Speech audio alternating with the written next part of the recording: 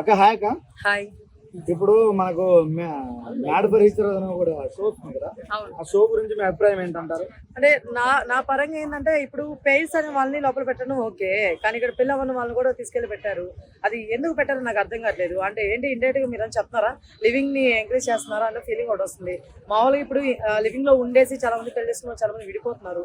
So ఇవన్నీ correct కదా నా ఫీలింగ్. ఇంకో విషయం, వాళ్ళకి బయట ఎంతో కొంత అండర్స్టాండింగ్ ఉంటది, ఈ షోకి వెళ్ళడం వల్ల విడిపోతారేమో ఎక్కువ అనిపిస్తుంది నాకైతే. ఇప్పుడు అలాగనే ఇప్పుడు మనకు మొత్తం 10 బ్యాచెస్ పెట్టారు కదా, 10 కపుల్స్ పెట్టారు. 10 కపుల్స్ లో ఒక కపుల్ వచ్చేసి బయటనే లాంగ్వేజ్ ప్రాబ్లం వల్ల ఈ 9 మంది వాళ్ళని ఎలిమినేట్ చేయడం జరిగింది. బిట్రో అండ్ సంధ్య అనమాట. సో వాళ్ళు ఎలిమినేట్ చేస్తారు కానీ ఎలిమినేట్ చేయలేదు పూర్తిగా, లోపలికి మళ్ళీ అలో చేశారు గేమ్ కూడా పెట్టి. ఎందుకంటే అంటే లవ్ కి లాంగ్వేజ్ కి సంబంధం ఉండదు అన్న ఫీలింగ్ తో అందుకని లోపల తీసుకొచ్చారు. ఇప్పుడు వాళ్ళే ఫైర్ ఎక్కువ ఉంటుంది అనమాట హౌస్ లో. ఒక 1 డేలోనే వాళ్ళు ఎంత గొడవ వేసుకుంటున్నారు, ఎంత ఫైర్ అవుతున్నారు అంటే మేబీ బిగ్ బాస్ లో కూడా ఇంత ఫైర్ అనేది క్రియేట్ అవ్వలేదు అంటే 1 డేకి. సో ఆ లెవెల్లో ఫైర్ అవుతున్నారు, చాలా బాగా జరుగుతుంది. అంటే బిగ్ బాస్ కంటే కూడా వేరే లెవెల్లో పోతుంది మ్యాట్ ఫర్ ఈచ్ అదర్. నిజంగానే మ్యాట్ అనమాట, మామూలుగా లేదు. ఫస్ట్ డేనే మ్యాట్ ఉందంటే ఇంకా ఫ్యూచర్ లో ఏముంటుందో డౌట్ ఉంది. ఇప్పుడు ఫస్ట్ డేనే బిగ్ బాస్ కంటే కొంచెం బాగుంది అనిపిస్తుంది అసలు. ఆబ్వియస్లీ అంటే నేను చూసిన దాని ప్రకారం ఏంటంటే, కాకపోతే ఎక్కువ ముద్దులో పెట్టేసుకుంటారు, కొంచెం తగ్గించుకుంటే బాగుంటుంది. అంతే కపుల్స్ అయినా సరే ఫ్యామిలీస్ చూస్తుంటారు కదా షో అనేది, అది కూడా ఫ్యామిలీస్ అనే వాళ్ళు పిల్లల ముందు కూర్చొని చూస్తుంటారు, అన్నం తింటూ చేస్తూ. సో ఇలాంటి తగ్గిస్తే బాగుంటుంది. కపుల్సే మేము కాదట్లా, అప్పుడు మీరు ఏమంటారంటే ఓన్లీ కపుల్స్ చూడండి అని పెట్టాలన్నమాట. సో అందరు చూడాలన్నప్పుడు ఇలాంటి కొంచెం తగ్గిస్తే బాగుంటుంది నా ఫీలింగ్. అంటే ఇప్పుడు ఆ షో నేమే అదే కదా, మ్యాడ్ ఫర్ ఈచ్ అదర్ అంటే పిచ్చిగా ఇద్దరు కలిసి ఉండడం అని, అంతేగాని మరి ముద్దులు పెట్టుకోండి, హగ్గులు చేసుకోండి ముమ్మాటికి, అవును అందరూ చూడాలి మీరు కూడా అట్లా చేసుకోవాలి అన్నట్టు కాదు కదా. అంటే వాళ్ళు చెప్పలేదు మీరు అట్లా అవ్వమని, కానీ అవుతారు కదా మామూలుగానే. మన వాళ్ళు ఎంత చేస్తే అంత అయిపోతుంటారు.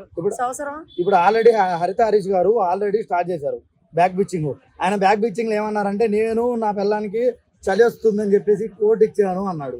వీళ్ళందరూ మీరందరూ ఇవ్వలేదు, మీకు ప్రేమ లేదు అన్నారు.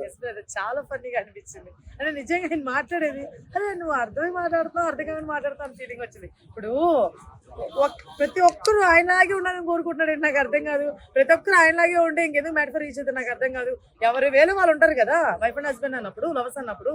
ఈయన ఏమంటాడు, నేనైతే నా దగ్గర ఉంటే 3 కోట్లు ఇచ్చేస్తాను, లేకపోతే నేను కామ్గా ఉండిపోయి నాకున్న టీషర్ట్ అయినా ఇచ్చేస్తాను, కానీ అవతల వాళ్ళు ఎన్ని చూపించేదా, నాకు కరెక్ట్ కాదు అది. అర్థమవుతుంది. ఎందుకంటే ఎవరి ఒపీనియన్ వాడిది. ఇంకో విషయం, ఎవరైనా సరే వాళ్ళ పార్ట్నరు జాగ్రత్త ఉండాలని కోరుకుంటారు. అర్థమవుతుంది. మీరు బాగా చూస్తే ఆ వీడియోస్ లో మన ప్రియాంక ఉంది కదా, తన లవర్ కూడా ఇలా పట్టుకొని పాపం కేర్ చూపిస్తున్నారు, చాలా మంది చూసుకుంటున్నారు. ఇంకొక అమ్మాయి బయట కప్పుకొని ఉండింది, ఇలా చేస్తున్నారు నటరాజ్ మాస్టర్ వాళ్ళ వైఫ్. సో అంటే కేర్ అనేది వాళ్ళ సిచ్యువేషన్ బట్టి వాళ్ళు చూపించుకుంటారు. అబ్బా చూపించలేదని నువ్వెందుకు అనుకుంటున్నావు, అసలు ఫస్ట్ ఆఫ్ ఆల్ ఆ పాయింట్ హరీష్ గారు తీయగానే అందుకే బిగ్ బాస్ నుంచి ఆయన వెళ్ళిపోయింది అని ఫీలింగ్ నాకు వచ్చింది. మేము ఇక్కడి నుంచి కూడా వెళ్ళిపోతారేమో, ఈ మ్యాట్ ఆయనకి సెట్ అయింది అనిపిస్తుంది. మ్యాట్ కి వర్త్ ఎవరు అంటే మన హరీష్ గారే నిజంగా.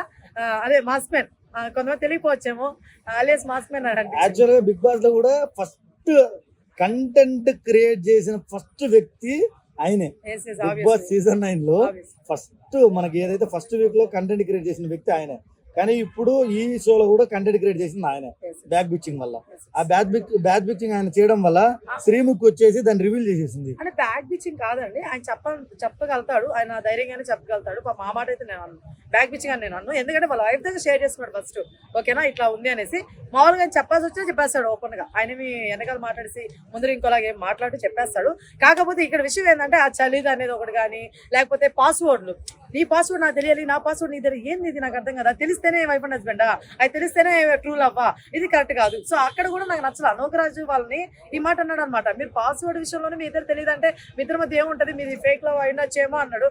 స్వామి అట్లా పాస్వర్డ్లు ఇవన్నీ తెలిస్తేనే ట్రూ లవ్ కాదు, అర్థమవుతుందా. అవన్నీ వాళ్ళ నమ్మకం బట్టి ఉంటది, తీసుకోవాలా వద్ద పాస్వర్డ్ అనేది ఏదైనా సరే. ఇప్పుడు అవసరం ఉన్నప్పుడు నువ్వు పాస్వర్డ్ అడుగుతాం కానీ అనవసరమైనప్పుడు ఎందుకు అడుగుతాం పాస్వర్డ్లు, అర్థమవుతున్నా. సో ఇవన్నీ చాలా చిరాగ్గా అనిపిస్తుంది. ఆయన చెప్పే రీజన్స్ అన్ని చాలా వరుసగా అనిపిస్తుంది. మేబీ ఆయన అంటే కెమెరాలు మొత్తం ఆయన వైపు తిప్పించుకోవడానికి మళ్ళించుకోవడానికి ఏం చేస్తారని అనిపిస్తుంది. ఇదనే కాదు బ్రదర్, హరీష్ గారు ఇంకోటి కూడా చెప్తున్నాను, ఏనైపోయింది అది కూడా ఇంకోటి కూడా డేట్ ఆఫ్ బర్త్ చెప్తారు. అదే వాళ్ళ వైఫ్ ఇవన్నీ. ఇప్పుడు ప్రతి ఒక్కరు గుర్తుపెట్టుకోవాలని లేదు. సరే నువ్వు వైఫ్ ని నువ్వు మంచి ప్రేమిస్తావయ్యా, made for each other cup నువ్వే కొట్టు ఎండింగ్కి, అందుకని ముందు నుంచి ఎందుకు డప్పులు కొట్టుకుంటున్నావు, కప్పు కొట్టు డప్పులు కాదు. ఓకే, సో ఇది ఒకటి. ఇప్పుడు ఫైనల్లీ మీరు క్వశ్చన్ అండి, ఇప్పుడు ఈ వీక్ అంటే ఇప్పుడు మనకు 1 డే 2 డేస్ అవుతుంది ఆల్రెడీ షో స్టార్ట్ అయ్యి. ఈ 2 డేస్ లో మీకు ఎవరు ఇంప్రెస్ అయ్యారు, అంటే ఇంప్రెస్ చిన్నులు కనిపించారు. గుండులు అని చెప్పేసి ఇద్దరు ఉన్నారు. వాళ్ళ నేమ్స్ టెక్నిక్ గుర్తురావట్లేదు. సో వాళ్ళిద్దరు నాకు చాలా బాగా అనిపించారు. అంటే ఫస్ట్ నేను చూస్తున్నాను కామ్ గా ఉంటున్నారు. ఇద్దరు మంచి లవ్ ఉన్నట్టు అనిపిస్తుంది.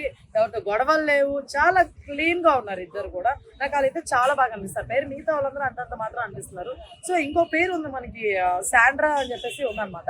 శాండ్రా వాళ్ళు ఉన్నారు ఆ పేరు. సో ఆమె కొంచెం ఎందుకు అతి చేస్తుందేమో అనిపిస్తుంది. మేబీ ఆమె ఉండడం అలానే ఉంటదేమో. మనం ఎందుకు మాట్లాడటం కొన్ని రోజులు చూద్దాం. ఎవరిలో చూసి తర్వాత మాట్లాడతాం ఎవరేంటది. ప్రెసెంట్ అయితే హరీష్ గారు మాస్ మ్యాన్ గారు మీరు తగ్గించుకోవాలండి. మీ ప్రేమని మీరు అందరి మీద రుద్దేసి వాళ్ళ ప్రేమ అంటే వాళ్ళు ప్రేమించే విధానం కూడా మీరు ప్రేమించే విధానంగా ఉండాలి అనుకోవడం అది చాలా రాంగ్ ఇది. ఎస్ ఎవరి ప్రేమ వాళ్ళది.